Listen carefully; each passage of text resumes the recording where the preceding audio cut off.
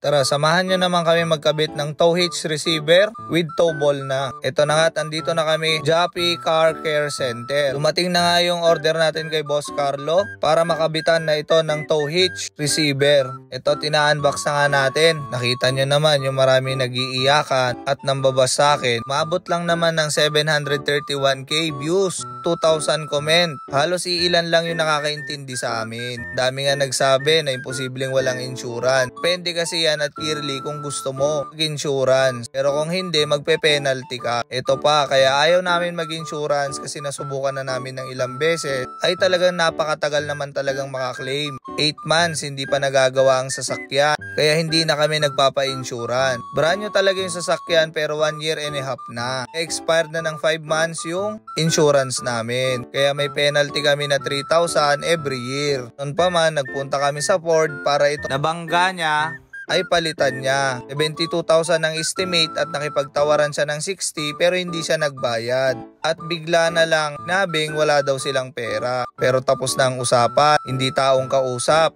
Anong gawin nyo? UP pa rin yung tailgate. At bitak-bitak pa rin to mga bumper, pati mga retainer neto ay ginawan lang namin ng paraan para maidikit. Kahit gaano kagaling, talagang hindi pwedeng hindi mamasilyan yan. Dahil sa kagagawan niya yan. Yung sinasabing mamemera ako, 72,000 ang estimate dyan, 60,000 lang gagastusin niya. Ako pa magbabayad ng 12,000. At pag napalitan sa kasa, iuwi niya yung sira niya. Dapat naman, obligasyon niyang pagawa yan. Kasi kahit saan nyo tignan, siya pa rin na nakabangga sa likod. Kaya-stop lang yan kasi traffic. Di daw kumagat ang preno, dahilan na lang. Ito pa nga at may UP pa dyan. Puro bitak. Pinagdidikit na lang namin yan para magamit. Ayan, napakaraming gasgas sa bandang ilalim. Kitang-kita nyo naman yung laki ng UP na yan. Bilang sa binabayaran namin, bilang brand new, walang sakit ng ulo, gaganyanin niya lang. Sobrang sakit din naman maghulog tapos gaganyanin niya lang. Pundar ka ng brand new para walang sakit ng ulo, titirahin ka naman patalikod. Nakabili ng sasakyan pero walang pambayad sa madidisgrasya niya. Kaya sa mga basher ko dyan, ang gagaling nyo.